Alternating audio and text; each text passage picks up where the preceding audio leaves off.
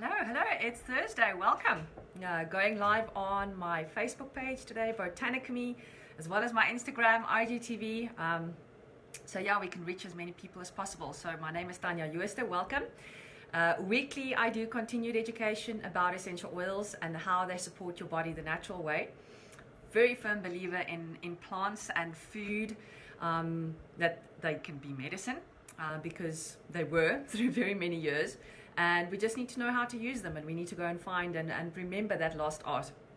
So welcome if you're joining today. I'm actually on episode 19 of my single series already, so there's 18 more that you can go and watch in a replay if you're not familiar with my page yet. It's called Botanicamy, an alchemy of soothing botanic ingredients, and I've actually got quite a few different series that I have run in the past as well. In particular, there was one about gut health being one of my absolute passions.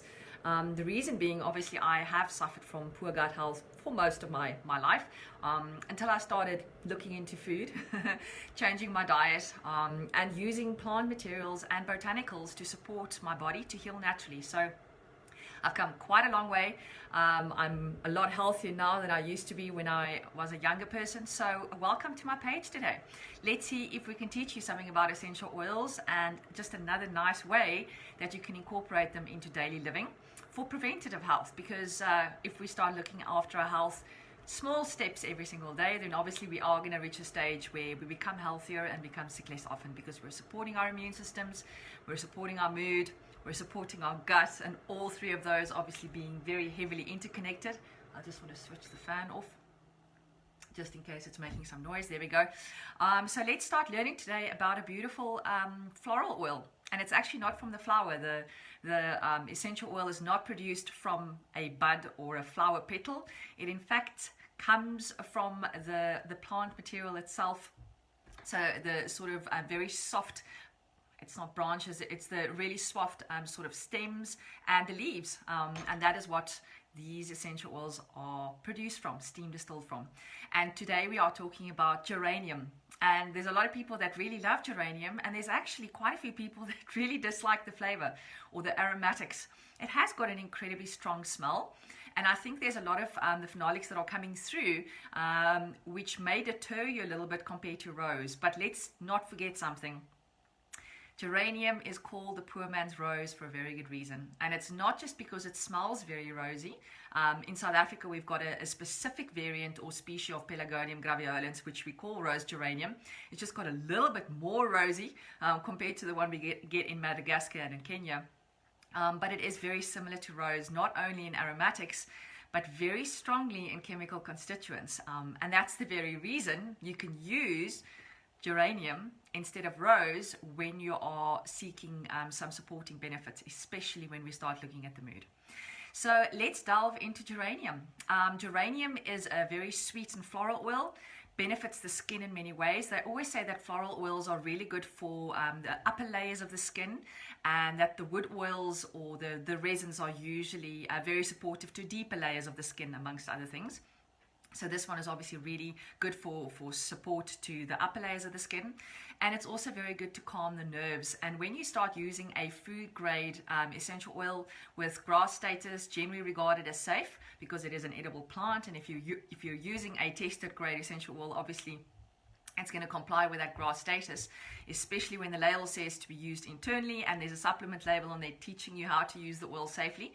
Then when you start using them internally, they actually support a healthy urinary tract.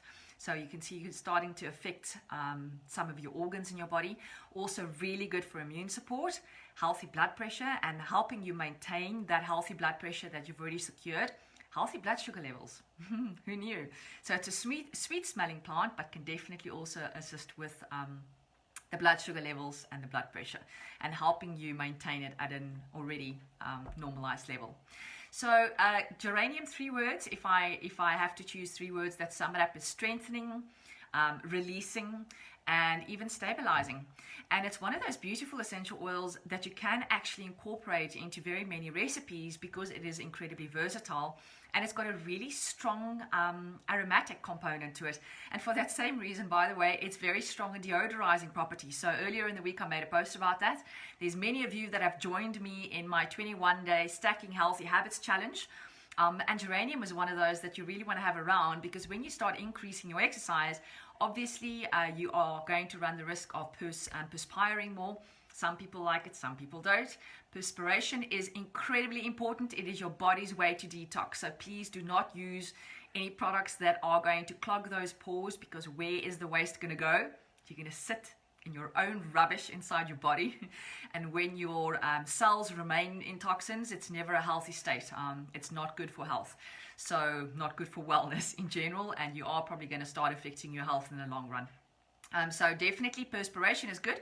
But if you do want to mask an odor, for example, there's several reasons obviously that can cause it, and we need to look into that.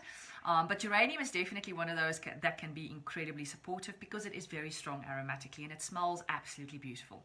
I can see some hearts and thumbs coming up now. If I only went live now, I have been talking for quite a few minutes. So let me just see who's in the chat today. So go and say hi, pop a comment either on Instagram or on Facebook so I can give you a shout out. Hello, Alzette. I can see you've joined. I haven't seen you for a while. Welcome back. Happy learning. Great that you are coming to learn more about geranium. So if you've joined and I haven't said hi yet, please go and do something in the comments, whether you're sending a heart or a thumbs up, or whether geranium, just write yes if geranium is one of your favorite oils, or no if it's one of those that you don't really in favor of. Go and put that in the comments for me, please, so I can see that the live has actually gone live so that I know I'm not talking to myself. Hello, Jill, and welcome. Oh, there we go. All the hellos are coming through now. Hello, Corinne. Welcome, welcome. And Jerry. Jerry says she loves geranium. Yes, it is one of those incredibly powerful ones. Glad you like it, because I like it too, and you probably smell it on me often when we do have a visit with each other in real life, not over Zoom or Insta or Facebook for that matter. So geranium is isolated from either Madagascar usually, where it's an incredibly pungent species, which is what we're after. We want the very aromatic components. It's also grown very well in Kenya, because the seasons there are actually very suited to grow geranium. And then obviously South Africa. South Africa is one of those countries that is known for rose geranium. It's just our climate and our soil conditions are really just very good for this specific species of plant. So the main constituents, the alcohols, and here we're not talking vodka, the alcohols, the chemical constituents with the functional groups in these specific oils are geraniol, just to name one of them, and then there's obviously citronellol, and both of these are very good for the emotional side. So healing the heart. There's a very good reason why a rose has always been associated with Valentine's Day, for example, and love. Hello, Monique. I can see you've also just joined. Welcome. And she uses geranium with conditioner as a serum. Yes, definitely. Geranium, as we will talk about top uses coming soon, very good for hair care. So yes, definitely a good oil to be using in your conditioner. Well done, Monique. So basically, because of the citronellol and the geraniol in there, it has a very powerful effect on the heart and on the emotions and on the mood. And that's also why I'm going to be giving you a very beautiful recipe today to help a healing heart, or a heart that needs to heal. So we'll get to the recipe at the end. Let's get through some of the reasons why geranium is just so incredible to support the body, both physically as well as obviously mentally with the mood too. So the reason why, let's start off with the history. The reason why we call geranium the poor man's rose is because of the chemical constituents that it shares with a pure rose oil. Now, a pure rose essential oil, if you're buying it for even 500 Rand, it's probably not the real thing, or it's incredibly diluted with some kind of carrier oil in there. Hello, Sonia. I can see you've also just logged in. Welcome, welcome. So rose, you actually need to harvest, wait for it, it's quite hectic, 12,000 blossoms to produce only 15 milliliters of pure essential oil. All right, that is how many roses it takes, and that is why rose essential oil is the most prized oil. It is incredibly expensive. If you're buying it really cheaply somewhere, please know it's probably been produced in a lab. It's definitely not the real thing, or it's been so heavily diluted with a carrier oil, so then you're basically putting what else they've put into that bottle onto your skin, or using it instead of using the pure thing. So rather than go for a geranium if the budget is a little bit tight, because let me teach you about the chemical constituents. And this is where I absolutely love the science, and this is why the chemistry behind essential oils is so incredibly important, because there's always ways for us to switch out oils when we don't have something at hand that we would like, but more so in this case now, because this is a rose touch, heavily diluted rose oil, still very pricey, but it makes it more affordable. At least I know the exact ingredients that are in here. But if you're purchasing something that's already diluted and it's not a tested grade essential oil, you have no idea what they've put in there. All right, so in a rose essential oil, the chemical constituent that's in the highest concentration is citronellol. For a rose, it's 20 to 40%, and in rose geranium, it's 30 to 45%. So you can see both of those essential oils, the citronellol is there in a very high concentration. And then the other one which correlates really well between these two oils is obviously geraniol. It sounds sort of geranium-y, right? Geraniol in a rose essential oil is there in 10 to 30%, depending on the species and where it's grown and the climate and that kind of thing. Also what time of day it was harvested, by the way. And then in the geraniol in the rose geranium is there between 5 to 25%. So you can see these oils correlate chemistry-wise very well. So scientifically, you can also use the geranium essential oil instead of the rose essential oil for mostly the same benefits. So let's start looking at some of the other top uses of the geranium essential oil. So obviously very good in supporting systems in the body, and here specifically to organs. So things such as your liver, your gallbladder, pancreas, and even kidneys. If they need a little bit of extra support, definitely go and reach for that geranium essential oil. It's also really good for blood circulation or blood issues. So this is definitely an essential oil that I keep close by when I bruise myself. I like to alternate lavender and geranium. So when you do need a little bit of assistance in the blood leaking out area, which is something I'm not really good with, reason probably that I didn't go and study medicine, but rather went the medicine route via the science route, if we can call it that way, when I started studying. Can't see the blood. Everything else is fine, just cannot see the running blood. But basically geranium is incredibly good for that. Also really good in hormone balancing. So because it's hormone balancing, it's very powerful aromatically, because where do these hormones actually the increase and the decrease of the secretion of them, where that originates from is the limbic brain. And that's obviously how essential oils work aromatically. They travel up the nasal passage, your olfactory nerve sensors just below that bony part, they pick up the messages, and this gets straight to the limbic brain, and then the limbic brain accesses memories and various other functions, and then it decreases or increases certain neurotransmitters, which affects the hormones. And then basically also when you are struggling in the bedroom a little bit, you need some of a little bit of a boost. And I'm not going to say aphrodisiac. It's more in the sense if you've got a low libido. Geranium is definitely one of those essential oils that you can start using more frequently because of its hormone balancing effect. But also a good essential oil that you can combine there, for example, would be something like clary sage and ylang ylang. All right, so maybe I should have done this before Valentine's Day. I was laughing in a really funny meme that I saw on Facebook the other day, where on Valentine's Day, it said something about doulas, and when November comes, please remember today, because the doulas are going to be incredibly busy during November month when that comes, especially since it's lockdown and Valentine's Day is just passed. But if you did need a little bit of extra support, geranium would probably have helped you there.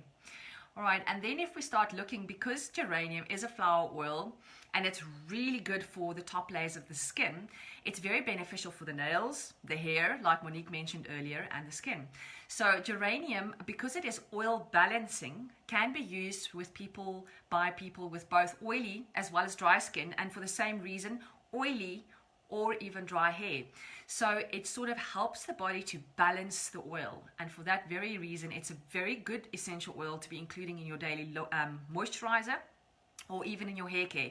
So adding a drop or two to your shampoo or your conditioner is going to go a long way in assisting your oil balancing. All right, I can see Naturally Holistic. That must be Choki. Welcome, Choki, on Instagram. I can see you're watching my Instagram live today. It's nice to see both of the platforms going up and down as people join. So if you haven't said hi to me yet, please go and pop your name in the comments and tell me, is geranium one of your favorite essential oils or not? So I can give you a shout out. And then basically also because of the skin and the moisturizing effect, but also the aromatics that are so incredibly deodorizing, remember, geranium is going to be your friend when you're making a low toxin natural deodorant. All right, so definitely a good essential oil to try out there. And then lastly, but not leastly, before we get to that recipe, of course, because I think most of you joined today for that heart healing recipe, but the emotional balance that you are actually going to get from the geranium. So whether you're using the geranium or the rose, look, they do have a very similar rosy kind of scent. I've got to say that geranium smells a little bit more lemon eucalyptusy, or even it's a little bit more citrus. And that, by the way, is because of the percentage difference, which is slightly higher of the citronellol that's in the geranium versus the rose essential oil. But basically, whether which one you're using, both of them are going to assist you with heart healing in a sense where it moves you from feeling neglected to actually feeling mended. So it's all about love. Rose essential oil, roses in general, and I'm not talking here about the plastic ones in plastic cellophane, because just no, not those ones. The real roses, usually the ones that are really fragrant when you've just picked them in your garden early morning after the dew has come off. That is going to be incredibly heartwarming and lifting you up, and going to just make you feel better about life in general. All right, it's a beautiful essential oil. Yes, Choki's also saying she loves using geranium for her hair. And here's another top tip, talking about all this hair stuff. We are going to be talking about making a pure fume today. So it's a very low toxin perfume because it's just essential oils and carrier. But more than that, there's so many additional ways that you can make a perfume for your body using essential oils. So one of my favorites is obviously adding essential oils to my hair. And I always find that when people come close to me or they give me a hug or something like that, it's like, oh my word, you smell so amazing. And they're like, which essential oil is it? And I'm like, I don't know. Because then I've, at that stage, obviously applied quite a few essential oils because I use them supportively for preventative health, but I use them in my hair care. So I make my own heat spray, for example, or cool spray for my hair, which is simply just filtered water with some plant-based conditioner in there, and then my favorite essential oils for hair care, rosemary and geranium.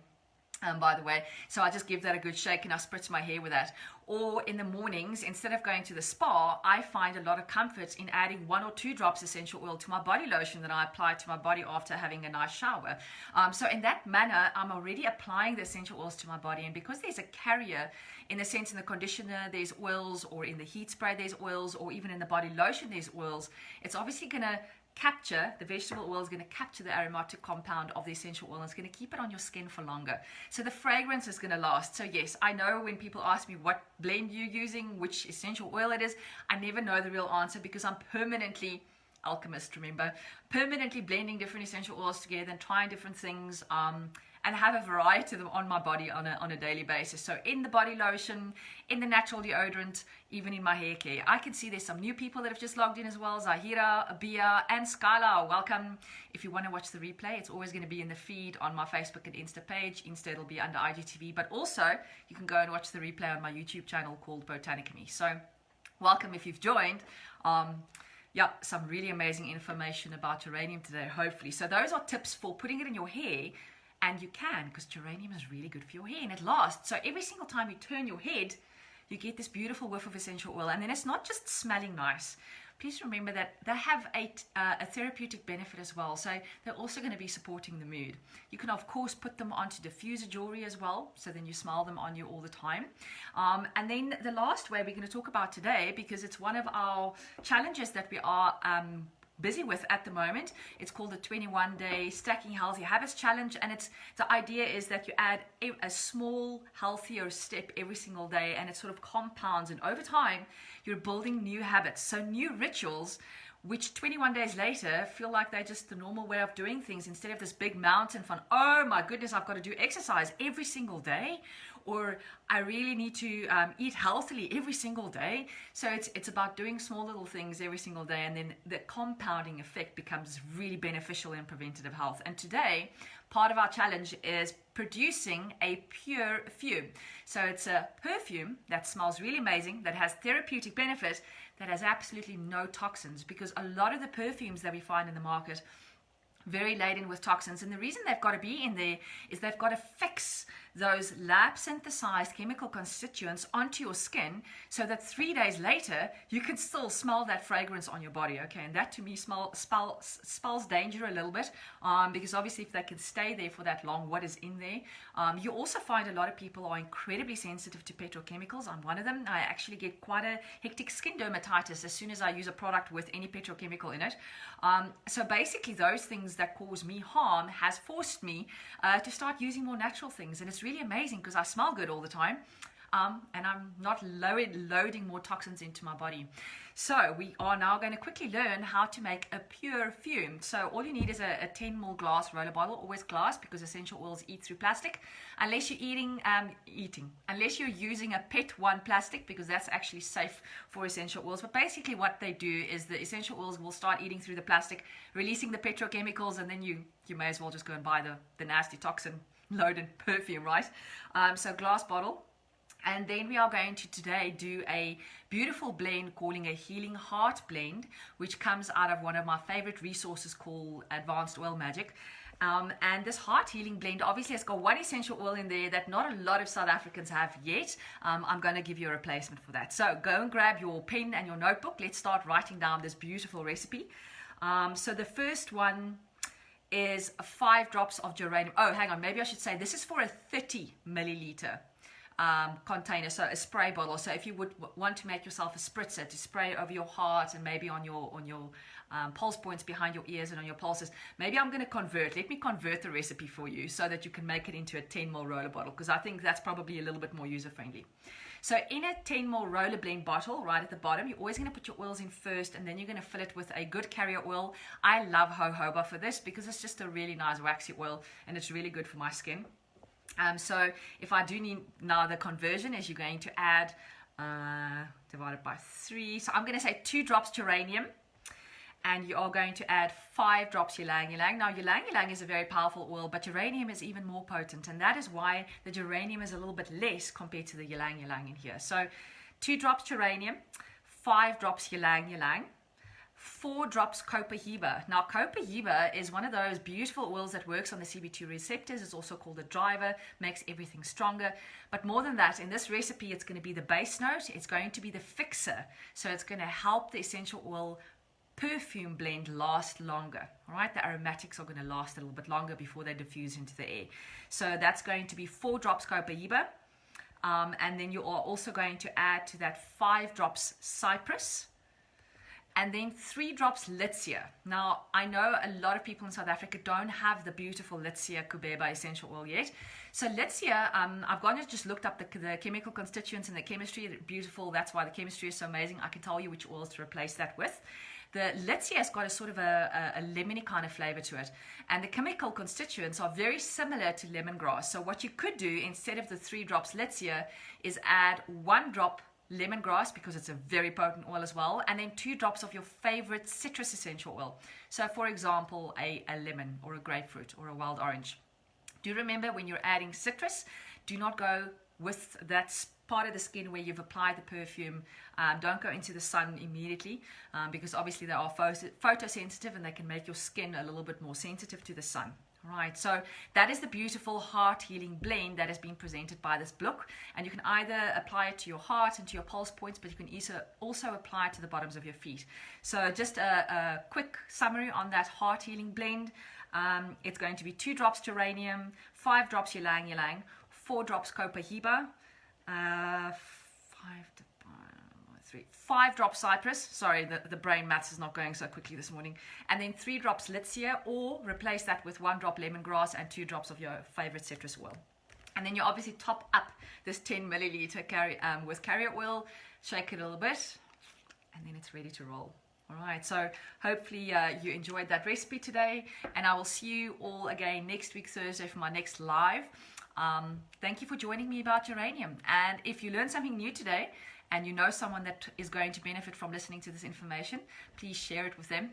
I can also see Shirley has just logged in. Welcome, Shirley. You can always go and catch the replay on YouTube or on my Facebook or Instagram feeds and IGTV. So thank you so much. Hope to see you guys again all next week, Thursday. Cheerio.